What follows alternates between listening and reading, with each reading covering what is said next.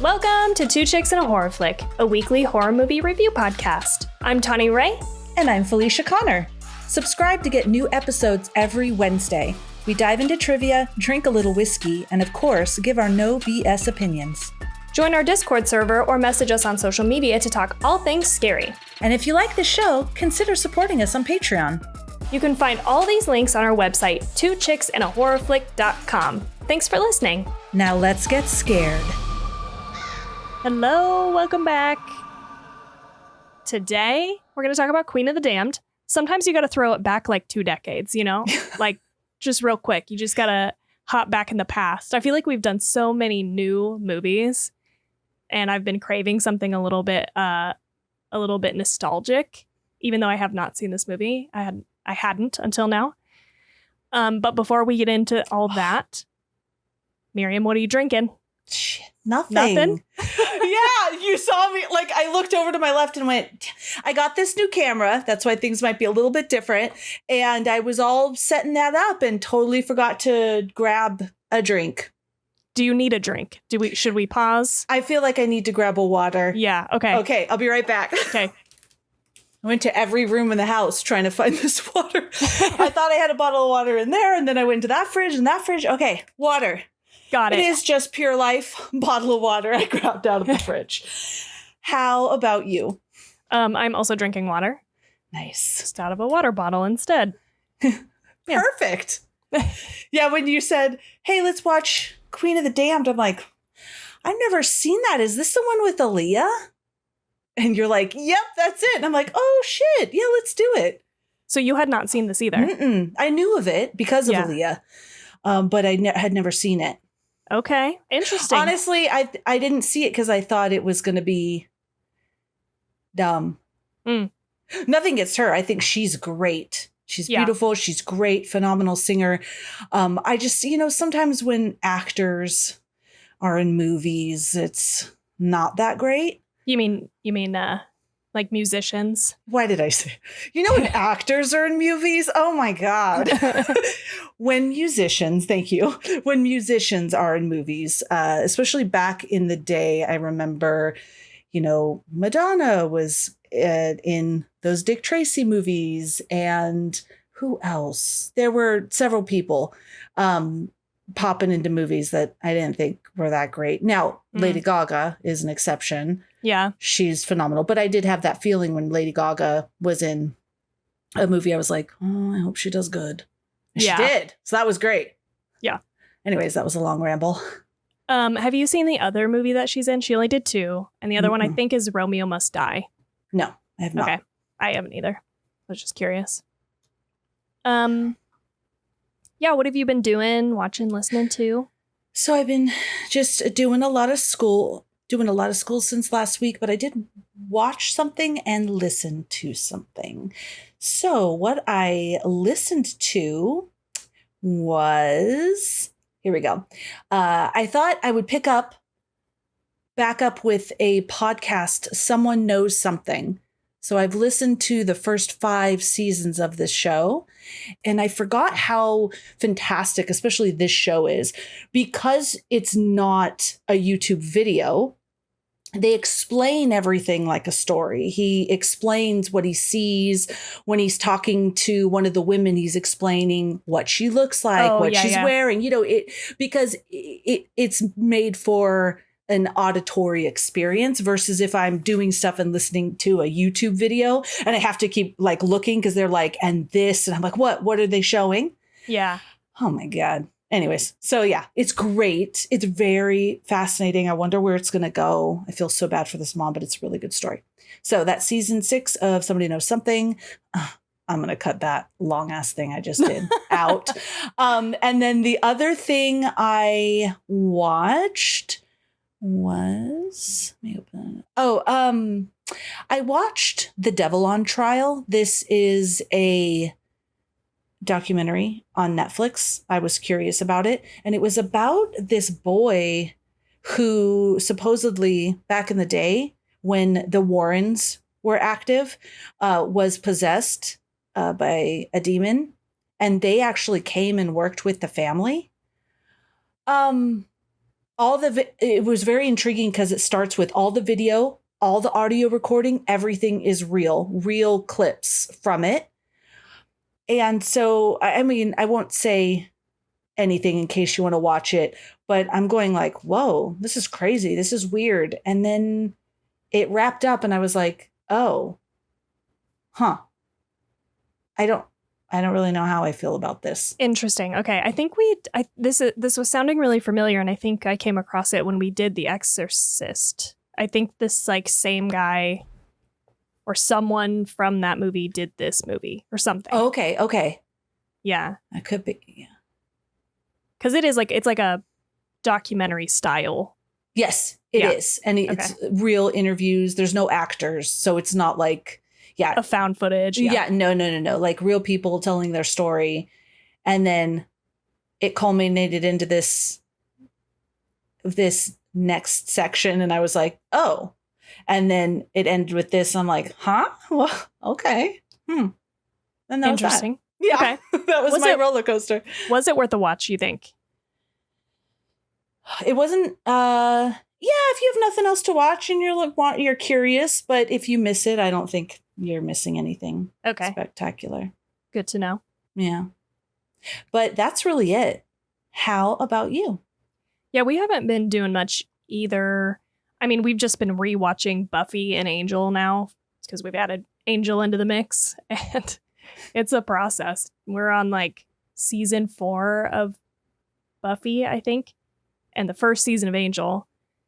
So I think this will be good going into October. Like it definitely has kind of, fall vibes a little bit. So that's fun. But the only other things we tried to watch, actually, we tried to start 2 movies yesterday. One was The New Mutants. And we watched about, 15 minutes of that or something and turned it off. It was pretty bad. And then Jade put on Billy Madison, which I've never seen. Oh, yeah. Have you seen it? Oh, yeah. I haven't seen it. And I was like, this is so fucking annoying. I can't. Do you not like Adam Sandler movies? I like Adam Sandler movies. But this felt very early Adam Sandler. And it was just Adam Sandler acting like a child. Mm-hmm. And a bunch of people falling in love with him, I assume. Even though he's acting like a tiny toddler boy. So that makes no fucking sense. But yeah, but I was Jade was like, just give it a chance. Just give me till 25 minutes into the movie. And if you're not liking it by then, we'll turn it off. And I am not into it. It was so fucking annoying. Okay. I remember liking all of those movies, but I totally see where you're coming from. It's just, oh my God, it's so overacted and crazy. And I mean, I just think it was, because I love Anger Management. I've seen Anger Management like 200 times. It's a great movie. I just don't think I can deal with Adam Sandler's comedy, and he's a kid. He's like acting like a small boy. I don't know. Oh man, that's funny. I love it. That's it for me. Oh, we did go see Our Venue yesterday because Jade hadn't seen it. Ooh. I had, but he hadn't seen it, so that was kind of nice. Were you going to have the wedding and the reception at this place? Yeah. Nice. Yeah, it's cute. It's like outside, and yeah, it'll be fun. Oh, it's so fun. What's the temperature like there in that time of the year? My hope is that it's going to be warm, but not hot. Mm-hmm. That was kind of why we picked the day we did. Is it's like right at the end of spring, right at the beginning of summer. So the following weekend, like the second weekend of June, I went out there to see it this year, and it was already kind of hot. So I feel like it's a little bit of a toss up. It might rain, but I think it'll be warm enough for everybody to be outside for so long. So, when it rains on your wedding day, it means you're going to have lots of babies. Oh, I just thought it was good luck. Yeah, it's good luck because you're going to have lots of babies. Disagree. Okay, that's very cool. If I had a wedding in June in Arizona, I don't think anyone would come. Yeah, that's so I was curious. I was just curious what the temperature's like. Very nice. I'm so excited for that. Yeah, it'll be fun. It's gonna be amazing. Yeah. I have been wanting to watch Haunt. Oh, yeah. I just remember when we filmed it, I thought it was going to be dumb and I really liked it. And I thought maybe this will be my Halloween season movie. Yeah. I'll rewatch Haunt every October. So that's what we're going to do. Totally. I think I'm going to watch it too. I think I bought it or something.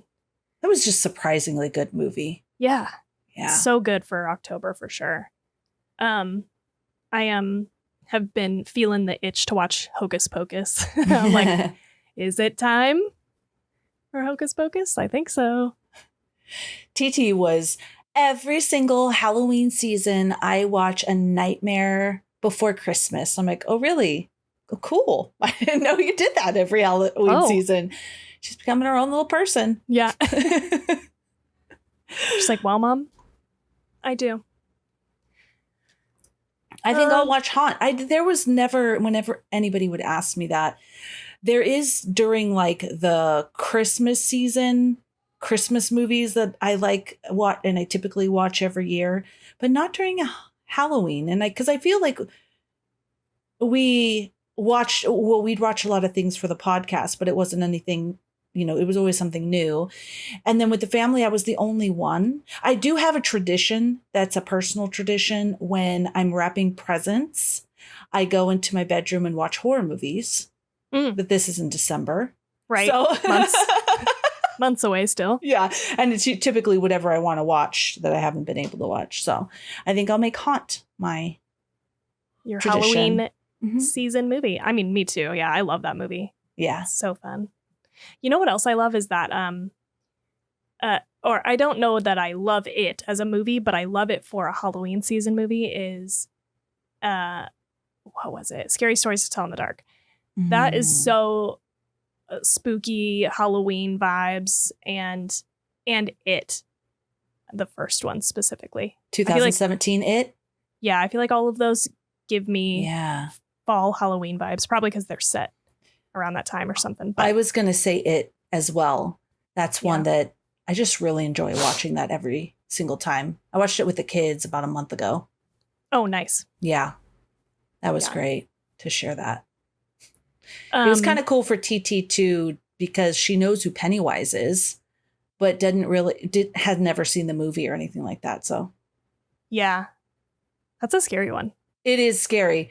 Yeah, she covered her eyes for a couple of parts. See, that's what's really hard for me. That's really scary movie. She was fine with it. I mean, there were parts where she covered her eyes and also Host. That's a scary movie. She was scared. We were scared together. And she was fine with it. There was absolutely no problem. But then a couple of the other movies, The Descent, and I get 28 Days Later. I know.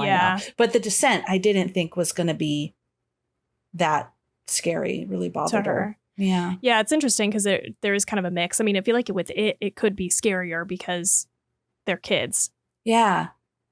The kids, I think it's a nice balance because the kids are so funny and witty and adorable and brave. Yes. Yeah. Yeah. Oh, they're cute. Yeah, they are. So cute. Last thing that I did just remember, I think I've been I texted with my friend. I think I might try a haunted house again. We're going to see. Oh, you're going to have to tell us. I was like, it has been about, 15 years. So maybe I'm willing to give it a go again. Okay. So I was at Spirit Halloween this year, or just yesterday. TT and her older sister are going to be Squid Games characters. Okay. My middle daughter is going to be a soldier. And then TT wants to be the head man, I think, front man, the guy in all black, the leader. So anyways, we were there, and in the center, they had like this subway with all the glass broken. And I was proud of TT because she's like, that reminds me of Train to Busan. And I'm like, good girl. But anyways, and there were just like those things, when you step on them and they wiggle and stuff like that. There was like a rat. There's like nothing tremendously terrifying for an adult ass woman like me. But when I stepped into the subway thing, which is fake, it's not even a real car, and there's lots of openings to get out, I walked in and there were the things like set up around all the different little things. And I got like this chill in my body. And this feeling of like, oh shit, I got to get out. And I walked right out of it. That was it. So when you just mentioned that about the haunted house, there's no way for me. I can't wait to hear if you do that, what happens. Yeah, I'll definitely keep you updated. Oh my gosh, do you have tickets? You're like ready to go? Are you committed? No, it was just like because we were talking about it the other day at work and I was like, oh, I can't do haunted houses. And so she texted me this weekend and was like, so I'm assuming that's a no on Haunted World is what we have. It's like, I don't think it's, obviously I've never been, but I don't think it's super scary. I don't think it's kind of like a thing that kids go to. It's not like one of those like super intense, scary haunted houses. At least I don't think. So that makes me feel a little bit better about it. It's like kind of like an outdoor corn maze haunted house thing. So, ooh, God, being in a corn maze, it's a haunted house and you don't know how to get out of it. I don't know. It does seem a little scary, but they're not going to hurt you. I think you should do it. Yeah, just to see. I'm glad I'm not doing it. I couldn't even go into the Spirit Halloween subway train. Car. And we were pressing on the things. And I was like, I wonder what the nun does. And my daughter was like, Mom, press it. And I pressed it. And she just was moving. And then she went, bah! And I went, ah! I just can't even handle myself. I was in line. And a kid went over to this clown that was holding a box. And I wasn't even near the thing. I was waiting to pay. And they stepped on the little thing. And the clown was like, bah, bah, bah, bah, bah, bah, bah. And then a thing popped out. And I went, what? Just getting startled all around the store. All over the place. Oh, man. Funny. That's fun. Yeah. Good luck. Yay. Halloween. Spooky season. Yes. It's here. And you know what? Even in Arizona, the fall season has approached. We are now in the high 90s. Ooh. High 90s, low 100s. So little breeze. Yeah. Yeah. I'm so excited. But at night, it is like mid 90s, low 90s, which is really nice compared. That's crazy. It's like 50 in the morning here now. It's like chilly mornings. I can't wait for that. Yeah. All right. You ready to get into Queen of the Damned? I'm ready. Okay. So this movie was directed by Michael Rymer, who has mostly done TV shows. I tried to look up other things, but the only ones of note horror-wise were he's done some episodes of Hannibal, which is great, and American Horror Story. Mm. As far as cast goes, I just did a small cast because there's like a fuck ton of people in this movie, but not really. Like the main people I put on here. So Stuart Townsend is Lestat. Aaliyah obviously plays Akasha. And Marguerite Moreau plays Jessie. Okay. As far as scores, IMDb gives us a 5.3 out of 10. Rotten Tomatoes, a 17%. And a 2.8 out of 5 on Letterboxd. For budget and box office, it's $35 million budget, $45.3 million box office, so this was considered a flop. They made a tiny bit over what they spent, but not enough for it to matter. Okay, turn back now if you don't want this, like, I don't even know, 15-year-old movie spoiled for you. Because I'm going to give you a quick little synopsis that's going to ruin it for you. Okay, so the vampire Lestat awakens in modern times and becomes a rock star, his music drawing out the ancient vampire queen Akasha, who seeks to make him her king and enslave humanity. As Akasha wages her reign of terror, Lestat struggles between her seductive power and his own morality. In the climax, the surviving vampires unite to destroy Akasha by draining her life force. Maharet drinks the last of her blood to kill her, turns to stone, becoming the new queen in an eternal sleep, which leaves Lestat to continue his eternal conflicted existence.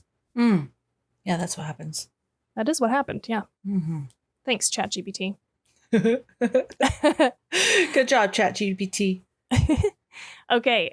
So what did you? I'm so glad that this is a first time watch for both of us. What did you think about this movie? I really liked this movie. I had Okay. so much fun with it. Yeah, it's a cute flick. I thought that Lestat was an excellent actor. I really liked I made a note where there was this scene where he was turning into a vampire, and how he looked like as he walked, like he was in so much pain. And I wrote, yeah, you would if you were like woke from the dead and you had like this living dead body.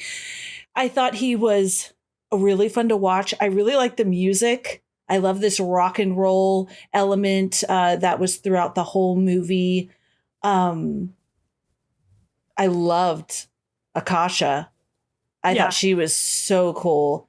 I loved the makeup in this movie. I kept saying to Steve, I was like, ooh, I could do that makeup. Ooh, I love how they made Akasha's skin like a shimmering gold. And there were some digital elements that momentarily looked a little hokey, but not so much that it took me out of it. And I thought when Akasha died and there was all that like sand ash stuff going on, I thought that was pretty good. I liked the vampires. Yeah, I had fun with this movie. I liked it. Cool. Okay. Yeah, what about you?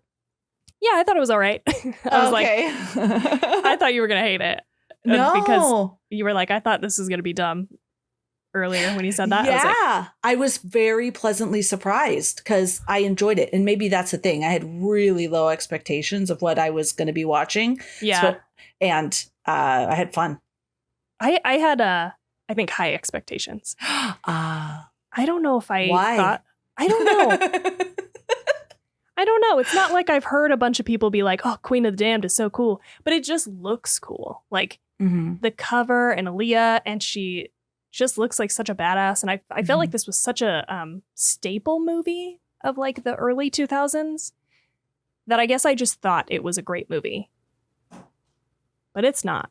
But that's not to say that it's not a fun movie. Yeah, yeah. It is. Like, I definitely liked it a lot more than that other old vampire movie we watched with the Bev's Video Kingdom. Yeah, Near Dark. Near Dark, yeah. Okay, so definitely go in if you haven't seen it with your expectations low. Yeah, totally. And you'll have some fun. It definitely feels like a product of its time. It's a little bit of a time capsule, I guess, of a movie. And that's fun about it. Yeah. Yeah, it very much had a Lost Boys vibe to it. Yeah. I wouldn't say, I mean, The Lost Boys, to me, especially during that time when I grew up, is a nostalgic movie. I had the record soundtrack. That was my first two records was the Lost Boys soundtrack and Madonna record. Nice. And yeah, so I loved that thing. But it did have that vibe as far as the vampires and the look and the feel of it was like that for me. Interesting. I have not seen The Lost Boys, but I could see how this I know. I could see how this would be the early 2000s version of that vibe. I wonder how you would feel about The Lost Boys. I feel like you'd have the same reaction, especially if you don't have any sort of nostalgic ties at all to it.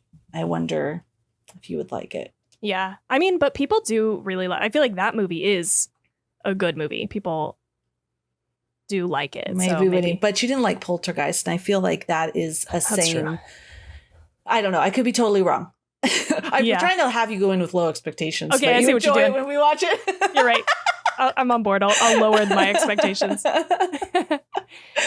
I do have a note about the music, since you brought that up. So the singing voice of Lestat was supplied by Jonathan Davis of Korn. Ooh, okay. Jade and I were watching it, and we were like listening to it right at the beginning, during the credits, or what's it called? The like pre-credits. I don't know. Mm-hmm. The opening credits? Opening credits. Thank you. That's what I was looking for. God, were those long, or were they fucking long? Yeah, they were.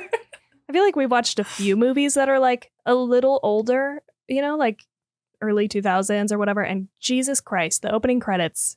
I'm so glad we don't do this anymore. Yeah. I feel like we don't, at least. I don't know. I mean, have you seen an original Cinderella, original Disney, old school Disney movie, Cinderella, Snow White? I mean, those credits in the beginning are a good 30 minutes long before they get into the story. It's long. Oh my God.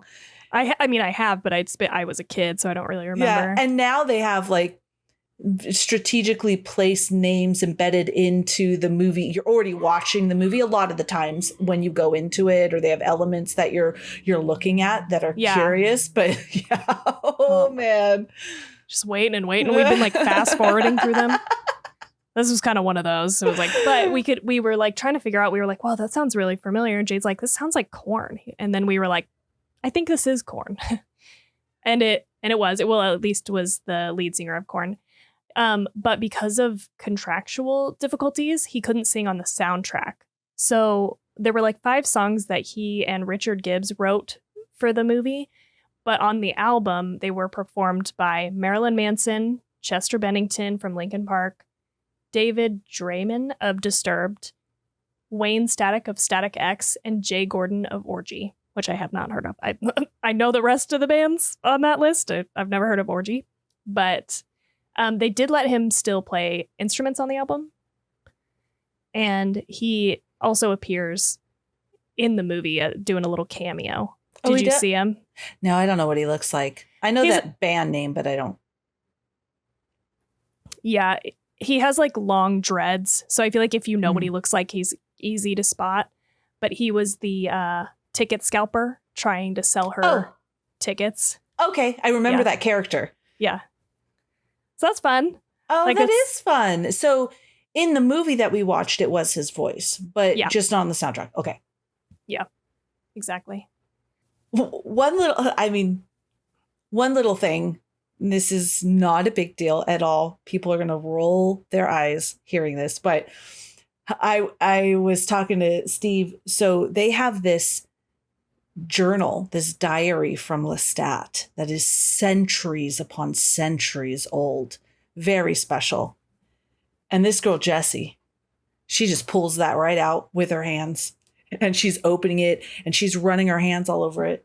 And she closes it and then lays her face on it. Well, she lays down on it with her makeup face. And I was like, okay.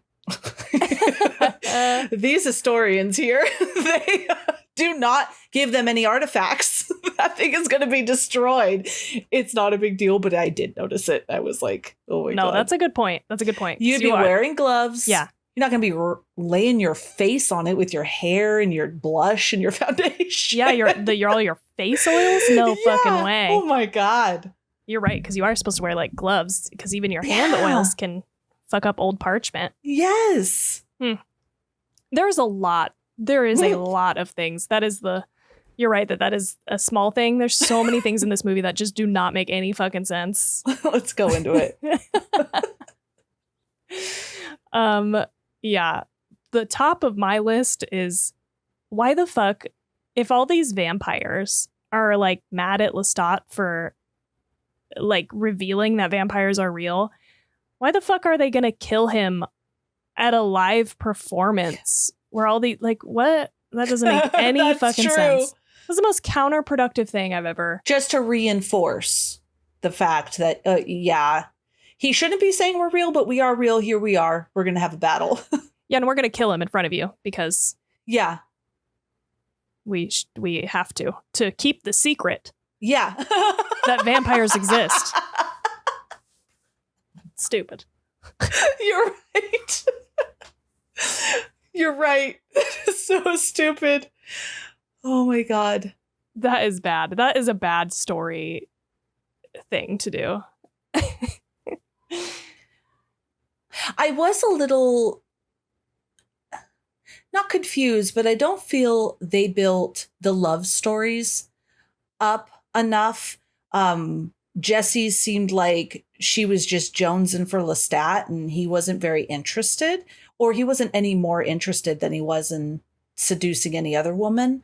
So then when he was like, no, I'm like in love with you, I want to defend you sort of situation, I thought, where did that come from? And even the gypsy, I don't know, maybe she wasn't a gypsy, but the lady on the beach, right, playing the violin, and he sees her and he wants her, but it wasn't like, oh, I love her and now I'm tormented that I had to kill her. I don't know. I don't think they developed that very well. Now, his lustful relationship with Akasha, I thought was great. And that made sense because there's this kind of sensual lustfulness with vampires anyway. Yeah. And so both of them, I thought that was really cool. But yeah, that was an element that was really, I don't know. I agree. Half-baked. Yeah. I think I think what they were going for, and I think I can get there with Jesse and Lestat, is that Jesse seems to read his journal and understand how he feels as a lonely vampire who used to be part of humanity. She feels her situation is the opposite. She like has this family that were vampires, but she was like cast out. So now she's an orphan, doesn't feel like she's part of that world. So I kind of got that, but I agree that they didn't develop it very well. Like, and I don't think that they really had time to do anything well in the movie. So I read a little bit about like what happened, and Warner Brothers was already into the last year of owning motion picture rights for the first 3 of Anne Rice's books. So it's like, so it's Interview with the Vampire Lestat, and then the third one is Queen of the Damned. So after that time was up, they were the rights would have gone back to Anne Rice, and she could sell them to another company. So they had like 7 years, but they just did a really quick last minute thing where they hired writers to condense the last 2 books in that. Well, it's not, she has more than these 3 books. Let me just say that. She has like a fuck ton, but those first 3, they hired someone to condense them, and she was like not happy with it. She tried to tell them, my fans, people who know my work, they want to see the second movie. And it also doesn't make sense for you to jump right into Queen of the Damned without giving all of Lestat's backstory. You have to do that for this next one. But they didn't. They just did whatever they wanted. Oh, well, I mean, they did such a tremendous job, in my opinion, with Interview with a Vampire. I mean, the acting, that was epically long, yeah. I remember. And I thought it was so well done. And then I didn't even know this was the follow-up.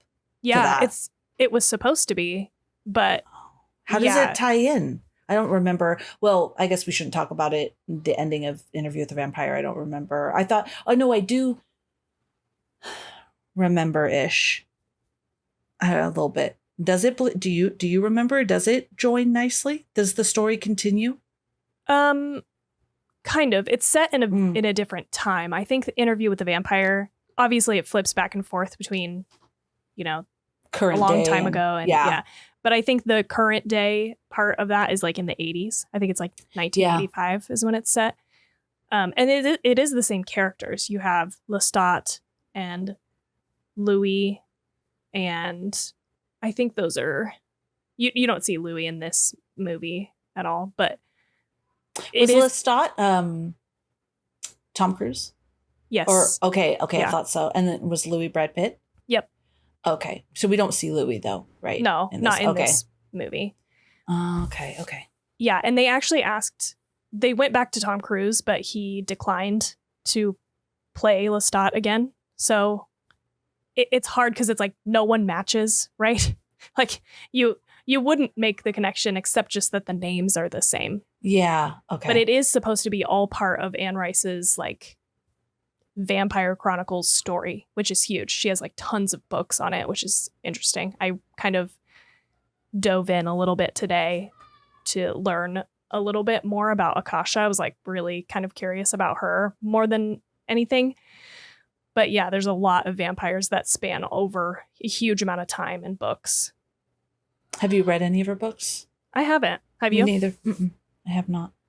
I've kind of heard that, like, I don't know if all of the books, but definitely like Interview with the Vampire, maybe these first few books are still like kind of the gold standard for vampire books. So I wonder, I bet they're good. Yeah. Yeah. Be a good read. Have you seen the TV show yet? Mm-mm. Okay, this is a great watch. I've already said this before, but I really think the first season of Interview with the Vampire, AMC is the one doing it, is just phenomenal. The acting is incredible. The guy who plays Lestat in that looks a lot to me like Stuart Townsend in this movie. Like they have the same sort of look as a person, which is interesting. And he does a phenomenal job. He's so good. He's such a charismatic actor in the TV show. And the second season was okay. It wasn't as good as season 2, but they're working on season 3 right now. Season 3 will be modeled after the Vampire Lestat, which is the second book. So that'll be coming out next year sometime. Oh, okay. I have to binge these then. Yeah. Okay. I highly recommend it, especially for October, because it's good content. And I like this like kind of universe. So yeah, like I said, I feel like I know a little bit more just having watched the show and did a tiny bit of research and stuff. So yeah. Okay. I'll watch that. I bet Steve would watch that. He liked Interview with a Vampire, so. Yeah. And I'm curious, I think I have a little bit more of an idea now, a timeline, like how things come together, but yeah, I'm curious to see how they handle that in the show.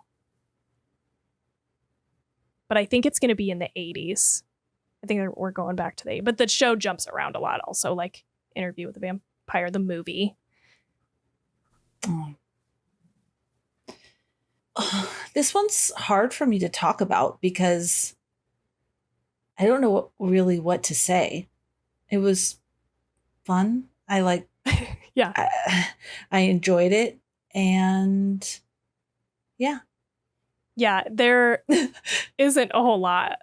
I was surprised it took so long for Akasha to show up because I did mention that to Steve. I was like, we're already this long into it and we haven't even seen Aaliyah. Where is she? Yeah, I definitely thought just from the name, Queen of the Damned, that the movie was primarily going to be about her. And so that is another thing that I feel like is kind of throws you off and you're watching another Lestat movie, which again, I think that they tried to combine 2 and 3.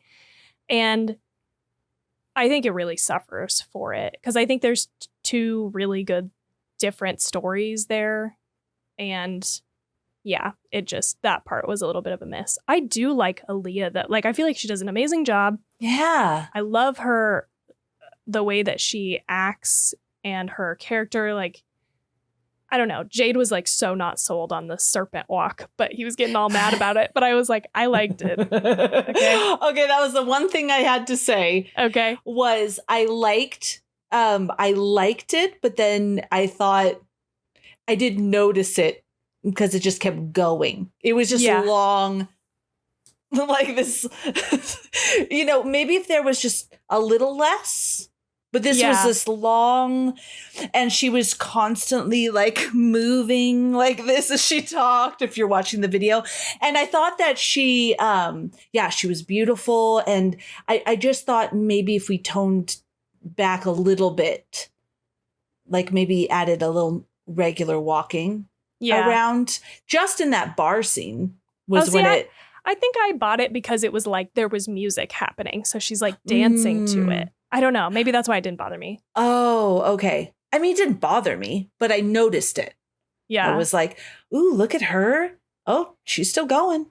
All right. This is the way she walks. That's just the way she walks. Yeah. Yeah. So I would have to say I'm right in the middle of you both. I wasn't 100% sold on it, but okay. Yeah. In the beginning, in moments I was. Yeah. It does work definitely for certain moments, maybe not the whole time. And it's maybe over the top, but she has like, I feel like 3 scenes or something. Like she's kind of in more scenes, but 3 scenes that are about her where she's really the one that we're focused on. And I think I read that she's only in the movie for a total of like 20 something minutes. Yeah. So yeah, it's really not about her. No. Yeah. Which is unfortunate. Because yeah, she was a cool character. She was pretty and she was powerful. So that was, yeah, they could have really developed maybe that love story a little more between Lestat and her and him being her king. Yeah, I didn't get. Because he was like all sold. And then when there was all those bodies on the beach and I thought, oh God, she's just like plowing through people. And then he's just like, a kingdom of corpses. And she's like, don't be silly. And then everything was fine. It was just like, what, he's mad about this now? Like, I don't know. I understand that he would be. I just don't think that was developed enough for him to be so disgusted by that. Yeah, I don't either. Yeah, I think that there was supposed to, I read something about a deleted scene that was like her taking Lestat all over and having people bathe him or something just to be like, this is what life could be like as a king, to sort of like draw him in and sell him on the idea. But they cut it because it was unnecessary. But I do think that there's all this time that's supposed to have passed that doesn't feel like it does. Like they really condensed it. It was like, yeah, it feels like they had one night together. Yeah, that's what I was thinking too. And then all of a sudden everybody's dead. But in the book, I think she goes through, it's like an entire island in Greece where they kill almost everybody because of the bloodlust. Oh, it literally looks like they go back to her house. Yeah. They make some love. And then overnight, she has killed all of those people. And I was like, dang, there's not going to be any civilization left if you're eating people that quickly. Yeah, totally. I think my biggest problem with this movie is that I really don't fully understand everyone's motivations. Like yeah, well said. Yes. No one's motivation makes really a whole lot of sense. I'm like, okay, Akasha, so you're going to drink everybody? Like, you need humans to survive, I guess. But maybe she can drink the blood of other vampires and that's fine. I'm not sure, but it just didn't make sense to me. Yeah, because eventually there's not going to be anybody. Yeah. And then the enslaving the human race. Well, not really. What are you having them do for you except you're eating them? Well, and she said something where she was like, those people, they believe in nothing, but we'll give them something to believe in. Like death? Yeah, believe in the slaughter of themselves? That doesn't make sense. Yeah, that's exactly the quote I was thinking of. That doesn't make sense. We get Lestat, he, I think, wants to be in love, and he wants everyone to love him and know him. Like, he wants to be a part of the human world. Jessie, I know that she wants family. I didn't really get Jessie much either, because she cuts her boob open and was like, I'm ready to be a vampire. And then he eats someone in front of her and she's like, screw that noise. I don't want anything to do with that. But then at the end, she's like, I'm ready. I don't know. I didn't get that either. I was like, yeah, it makes sense to me. I think that their two main motivations, Jessie and Lestat, are that they're lonely. And Lestat is like trying to solve that by being like, look, everyone loves me. I'm a big star, because I think he's tried to fix it in multiple different ways. But that's his thing now. And she is trying to be a part of something that, I don't know.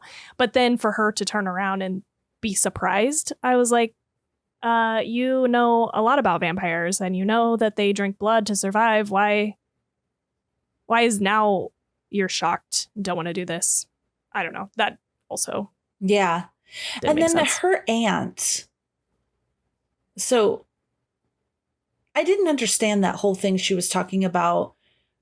So she took care of Akasha's children and then all the children. And then then Jessie was like a little human girl that was abandoned because her parents were killed. So then she raised her.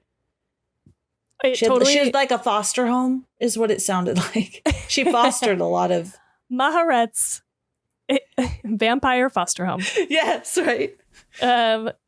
it makes sense that it didn't land, because I had to go back and rewind and listen, and Jade and I had to talk it out, and then I was researching and all of this solidified for me.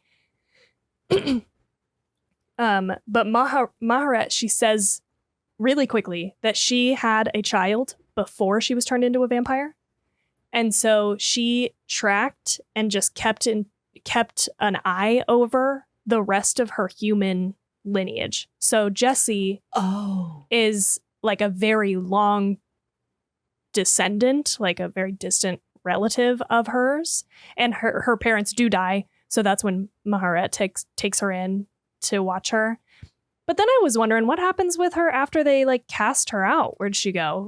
We don't get any information about that. And then she says that she'll continue to watch over her, but like Jade and I were joking. We were like, she's doing a real bad job because she's out here like walking into vampire bars, like getting the attention of Lestat. Like, yeah, that's a really good point. Why take her in at all to cast her out when she is like 7? Yeah. Just why not just let a human family adopt her and raise her? Yeah, totally. If ultimately that's what she's going to have to do anyways. Yeah, I don't know. Yeah, okay. But I do think that's a cool idea that she's like watched over her lineage. Yeah, I do like that. Thank you for explaining that. Yeah. I was confused. No worries. It's also what is confusing. her relation with Akasha then? Is Akasha the like made the first vampire? So she's almost like the idea of who created the world. Like how did she become a vampire? And then she created the first vampire? Is that why she's the okay. Yeah, that's why because she is the first vampire. And I only know that because I was really curious about this and dug into the like lore of the books. But she is supposed to be the first vampire, and she turned a handful of people first. She turned the king, which is the guy who is also turned to stone sitting next to her at the beginning. And then she turns like a handful of other people, like her lover, and then it's Maharet. And in the books, she has a twin. And I think that I don't remember that person's name. It's a weird name also. But so they are some of the first vampires after Akasha. Okay. Yeah. I wonder if the books go into how Akasha became a vampire. They do. Oh, yeah. Nice. Okay. I read about it a little bit, but I'm kind of like, is this a spoiler? I don't know. Do you want me to tell you? I kind of want to know. I don't remember. I'm going to condense several paragraphs here. I'm a paraphrase for you, but essentially she found the twins, Maharet and her twin sister, and they were like witches or something. And she wasn't a vampire yet, but she brought them into what became Egypt. So she was in Egypt before it was Egypt. I don't remember what they called it, but brought the witches in, and she wanted to like talk to spirits or something. And so she tried to have them help her, and they wouldn't do it. Or they answered a bunch of questions about stuff, but it didn't match with her beliefs. So she threw them in jail. And then one of the twins summoned a spirit. I think his name is like Amel or something, Amel. Summoned a spirit to terrorize her. And so the spirit terrorized her and her king and like her lover or something for a long time. And eventually, I think she like forces her lover to rape the twins like in front of her whole court, which is crazy. Oh my God. And then they send them back to their village. They're like, okay, well, we're done with you, whatever. The twins go back. But this spirit, because it was brought into the situation by one of the twins, it was so enraged at the humiliation of these twins and them doing that's why he terrorized them for a while. And something happened where they died, or she died, and her spirit like left her body, and that spirit like stole her spirit, her soul, and like entwined itself and went back into her body. And so that's what they call like the dark gift in the series it's his dark gift and his bloodlust.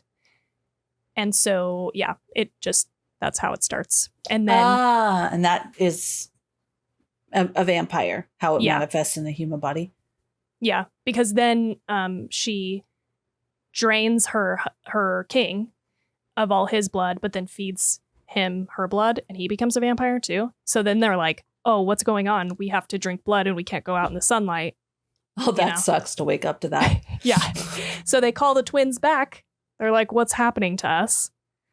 And they explain what probably happened, I guess. I don't know how they would know, but they do. And then they turn them, or they turn one of them, and that one turns the twin. But then she fucking hates these twins, so she like ships them off in stone caskets, one to the east and one to the west. And interesting. Then they come back later, obviously. But that reminded me of the Wizard of Oz. Yeah, Wicked Witch of the East and the West. In the West. So this is all Anne Rice's book? I think it must be. Yeah, like lore of Anne Rice's books. I'm so curious now. I want to read these books. I know. It's like interesting stuff. Because I was wondering, there must have been a vampire before Akasha. But no, she was, I think technically, in this lore, the first vampire. Because she got a spirit mixed up with her soul and put back in her body. That's cool. All right. That's very cool. And in case you were wondering, because I was, why the fuck can she go out into the sun? Yeah. It's because she's so old. It's just like the older you get as a vampire, the stronger you get and the more powers you get. You can do like other things that like younger burn vampires people can't do. And all that stuff. Oh. Yep. Like immolating other vampires apparently and walking around in the sun. And she says, if you drink from me, you can be in the sun too. So Lestat is able to walk around in the day. That is okay. That I was wondering about that. It can't be like permanent though. I can't imagine. Yeah, because when I was watching it and he got up and walked out in the sun, I was like, oh shit, has he always been able to do that? I was trying to think back in the movie. I was like, is there? And I couldn't remember. And then, she had said that she's able to do it. Oops. Yeah. Anything else you want to know? I did a little bit of a dive there, but you can share anything. I'm trying to think. I don't know that there was anything in particular that popped out at me that I have a question about. So if you have anything you want to share that you found fascinating. Okay. I mean, mostly it was just that Akasha stuff. Like the thing that I found the most ironic, I guess, is she was trying to outlaw cannibalism among her people. And so that was kind of how she started as a human. And then that's why she initially, I think, arrested these twin sisters, is because their mother had died. And as part of their culture, they were going to eat her heart and brains or something, like after she died. Uh-huh. This is so crazy. I love this kind of stuff though, when it's like in a story, because it feels so like folklore, Yeah. It's like the folklore of this universe. So who fucking knows what the truth is? But this is what is written, is like they were going to do that. So that's why they were initially arrested. And so, but I think it's interesting that she becomes a monster with bloodlust because she initially wanted to stop that, but she becomes what she doesn't want is like to eat people, basically. Yeah. Oh my God, that's so cool. Interesting. But again, I'm like, I don't understand that motivation, but I don't know. Now she's a monster. They also tell her that for their bloodlust to get better, the more vampires they turn, the better it gets, because they're like spreading the bloodlust amongst new vampires. Oh, that makes sense. And so then they don't need to eat as often? I think it's just that the need to feed is less intense. Okay. Yeah. Except for her, I guess. Yeah. Because she seems to have the most excessive need. Yeah, still seems way higher than everybody else for sure. I also am kind of like, I don't know. They don't really get into this, but the set of vampires that fight Akasha seem to really like hold humanity in high regard. And I think that's interesting and weird, but because they don't really explain it. Yeah, the ones that are with that woman that watched her lineage, right? Yeah, it seems like all of them are they don't explain it at all. I agree. You have the ones like in the club that seem like they don't really have much regard for human life. They lure them in and they eat them and whatever. But then those ones seem like the redeemers or the protectors of humanity, even though they still need to feed. Yeah. I guess that does make sense because there are, like, I was just thinking, how many vampires are going to give a shit about humans? But it makes sense that all of them would rally around Maharet, someone who did care about humans. But like I think you're right. Like all the club vampires are supposed to represent vampires across the world who don't give a shit and just want to eat people. So, yeah, I think that there would need. Actually, now that we've talked about it, yeah, I think it does make sense because you would have people that were turned as vampires that, like Lestat, didn't really plan on it or didn't know that was going to happen to them. And so even though they have this intense hunger, they were human and have a connection to that. Mm-hmm. Also, you would need to make sure that you moderated so that you had humans to eat in the future. And then I wonder if being within the human world, well, maybe they weren't really, huh? That was the whole point with Lestat. I'm trying to remember because I was thinking of Interview with the Vampire. I feel like they were, like they knew humans. They were within this world and they had to stay hidden. Their identity had to stay hidden. But like people, like, didn't they interact with people? Did they have like jobs and stuff, or no? They just float around. I don't really remember in the movie. For sure in the show, they like own businesses. They're like part of the community, and people know that they're like maybe not. Yeah, because you're there. It's not like you're invisible. And if you have the person that lives, because I remember thinking when I was watching that movie, how do they reconcile when the people around you that know you are getting older and you're not? Do they have to move? Start a new life somewhere else because people are like, what's up with that guy? Yeah, I think so. I think they kind of explain that in Interview with the Vampire, the show. They kind of get into that a little bit, which I think is really interesting. Yeah, because I've always wondered that. Yeah. A lot of moving around. Yeah. Definitely. Yeah. I feel like I hit all my stuff. I only have one more. Yeah, I only have one more piece of trivia, which I think is going to be obvious to everybody. But Aaliyah died in a plane crash shortly after principal photography was completed, but she hadn't performed any ADR for her character.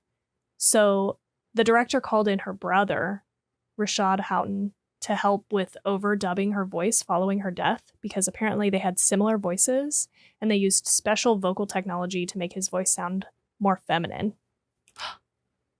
For the entire thing, all of her speaking, or what's ADR? ADR is like, no worries. I can't remember what the A stands for, but it's dialogue replacement. So it's like where they go in post-production, they re-record the lines if it didn't sound good on set. So we don't know. Some of it could be her voice and some of it may not be, but I didn't remember that she died that close after filming that movie. Oh, wow. I think she died, in 2001, and the movie came out in 2002. So I really wish that she was really good in this, I thought, and it would have been neat to see her in more things, and she had a beautiful voice. Yeah, it's very sad. Very 22. Very sad. She was 22 when she died. And I read a little bit about this too, because I was like, oh my God, that's so young. yeah, I was like, what happened? I couldn't remember. But yeah, there was a flight. She was done with a video shoot and they wrapped early and they had a flight the next morning, but her and her entourage wanted to leave early just to get back home. So they got on a plane that was smaller than the one they had booked. They overloaded it by like 300 pounds or something with all of their luggage and music stuff, I think. And there was one more person on the plane than was supposed to be. And apparently also the pilot was not technically authorized to fly. He had like faked his Oh my God. paperwork to get his license. And when they did a toxicology report on his body, he had like cocaine and alcohol in his system. Oh my gosh. So just so many things coming yeah. together to make this happen is crazy to me. I remember when she died. It was so sad. I didn't know all of that. That's crazy. When I was watching the movie, my middle daughter came out and she went, "Hey, that's Aaliyah." And I said, "Oh, you know who that is?" And she goes, "Yeah, Diddy killed her." And I was like, "How is Diddy involved in this?" And she goes, "Yeah, she died in a plane crash and Diddy was involved." And I was like, I didn't know that. I didn't know that. I don't know how Diddy's involved. Probably something with that pig that was involved with her, R. Kelly. And I bet they're linking those pieces together. But I also read up on that. I was like, I just went down a little bit of a research rabbit hole last horrible. night and today. Yeah. Did you see the documentary? No, I haven't. It's very, don't. Okay. No, it was well done, but honestly, there's things that are revealed in there that haunt me that I really wish that I didn't know.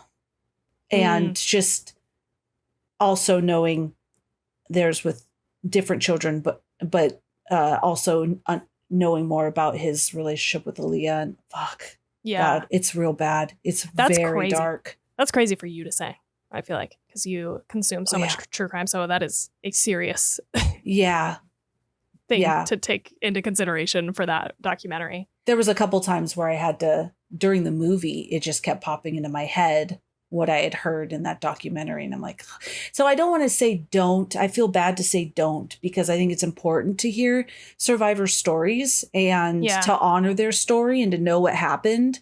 It was so disgusting. And I grew up with R. Kelly. Like that music, grew up with that. I have it on Spotify. Do not play this artist. If there's, I don't even want to play a song and give that monster a penny. That fucking disgusting monster shouldn't be alive. I know that you should never wish for someone's death, but what a horrific human being. Anyone involved, anyone that knew what was going on, people knew and just turned because he was famous and turned. All of them should be brought to justice. It was really bad. Really, really bad. I fucking bet. I mean, I only know what I read about Aaliyah. Like, he was, I think, helping her record. She was like 14. She was like 14, and they went and got married. It's fucking big. And they lied about her age. They said she was 18. Because at first I thought I had heard somewhere or read that her parents allowed it. But that's not true. They went and lied about her age, got married. They were only married for like a year because once the family figured this out, they annulled the marriage because it was not legal, obviously, because she wasn't old enough. And then they, I think, tried to cut contact with him for her. So that's at least good. But it's called Surviving R. Kelly. And you should watch it, especially if you're still an R. Kelly fan. And you should honor these victim stories. There were many of them. Just massive trigger warning. There's like really disturbing shit in there. And it's so sad. Yeah. But anyways, that's interesting. A I've never heard this theory though that Diddy was involved in Yeah, her death. I didn't either until yesterday. I was like, oh, okay. I think a lot of anything to do with like children and Yeah, don't people say that P. Diddy killed Tupac? yes, that came out recently. Okay. I mean, yeah, they said he was involved in that, and it was shared as fact. Oh, but now okay. that I'm saying it, I think somebody, that's right. In that, I saw a documentary where somebody that was a part of what everything that was going on with Diddy in this case had said that he did. Okay. Or that he was a part of it. I don't know that he rolled up and actually did it himself, but that I think they were famous enough at that point. Yeah. Yeah. It's probably not him himself, but yeah. Yeah. I don't think I have anything else. Did you have any other? I didn't. Sorry, guys. I didn't. I feel like I barely said anything, but I did fun. There's just not a lot, like you said, there's really honestly like not a lot of content to this or like there's not a lot of meat for this movie. It's yeah. And I mean, in the summary, Tawny told you everything that happened, and that's what happened. It's just a movie about vibes and aesthetic. So that's what I was like telling Jade is I was like, that's why I don't mind the snake walk, because like it looks cool. And that's like the only thing about this movie is like it has a vibe and it looks cool. Yeah, 100%.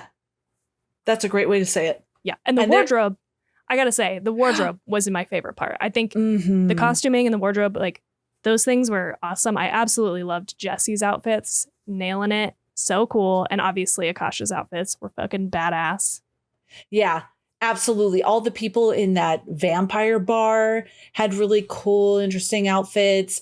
Even Lestat, when he was doing his concerts and stuff. Yeah, everybody was dressed fantastically. Loved it. Oh, yeah. When she went to that vampire bar and she had that coat and stuff. Jessie. Yeah. Oh, man. Yeah. I loved that. And her little like red plaid mini dress that she wears like to his house when she gets picked up and sent there. I was like, that is so cute. I would wear that. Yeah, she is. Yes, I agree with you. It is an aesthetic movie with a vampire story underneath. Yep. Yeah. Okay, so let's rate it. Oh, man. All right, for this one, this is cheating. Can we do something different and talk it out? Since you have a score, I don't know. Okay. I don't know. I have no idea. I don't know. I could tell you where I was at, where I was around. I was thinking at first. I thought, oh, you know what? I had fun with it. I'm going to do a 3 because there's like things like Beetlejuice. I had a 3, and different ones like that. And then I was like, what did I see? I saw something that was a 3 that I went, oh, I don't know about that. And I saw something that was like a 2.98 and I'm like, I don't know if I liked it as much as that. It's really hard because I enjoyed the movie. I mean, it was fine. It kept my attention. I liked the aesthetic. So, it was a good story. It was a story and I liked it. It was a story. It was a story. And I liked there were so many gaps. So it definitely wasn't an excellently crafted story. There were so many gaps. So I don't know what to rate it. Yeah. I've been struggling too. I was kind of feeling like, okay, I'll also just go for first here. Because I think I've landed at a 3.25. Okay. Which I have given to Life After Beth and let's see what else. Hell House, LLC, Megan is Missing. I feel like the first movie I went to look at to compare it against was The Neon Demon, because I feel similar about that movie in that it's really primarily an aesthetic movie over a story. But what story is there I do like more in The Neon Demon. Yes. So it's like I gotta give it less than that is kind of where I landed. Where? Oh, here it is. Okay, so we had the same. All right. Yeah. Yeah, because I feel. So you said a 3.25? Yeah. All right, I'm going to go with that too. Okay. I'm going to take it. I'm going to go because I feel like I think I did like it more than long legs, definitely for you. But for me, I have long legs at a 3. Yeah. And I feel like I enjoyed this movie more. So, okay, I'm going to do the same. People are like, you cheater. I imagine. No. I totally cheated. But it's 0.25 more than my original thought. My original thought was, I think maybe a 3. And then I just wasn't sure if I should go to it was either 2.75 to 2.9. So somewhere right in there or a little bit over 3. So that's perfect. You helped me. Thank you. Okay, good. Yeah, I mean, it's a fun watch. It's not the best, but it wasn't terrible either. Yeah, just a middle of the road, early 2000s movie. Yeah, have some fun with it. Yeah. It was good. I think you could even watch it with your kids because there wasn't too much. There really wasn't any sex explicit. There was with him and Akasha, but it was really just like they were taking a bath. Right. It was, implied. Yes, exactly. Yeah. That's how I rate if you could watch with your kids or not. Is it implicit sex or explicit sex? Yes, exactly. Oh my gosh. Anything else before we wrap up that you want to say? Okay. Nope.